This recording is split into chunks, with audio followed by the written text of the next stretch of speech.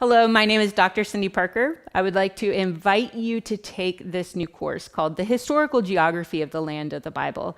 As I like to think about it, we're actually going to get to know one of the primary characters in the biblical text that we have long forgotten.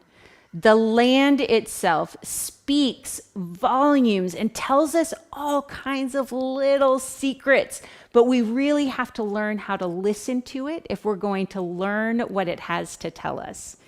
Did you know that little details like the rocks, the water, the roads, all of these are significant and they have a dramatic impact on the people who are living in that context?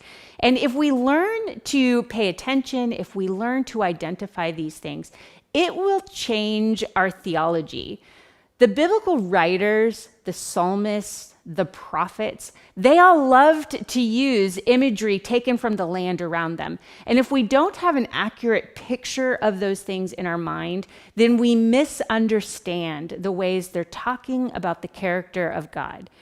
So come on this journey with me. We're going to walk our way around through all of the land of the Bible, taking a close look at the characteristics of the land and how different it is as you move from north to south, from east to west.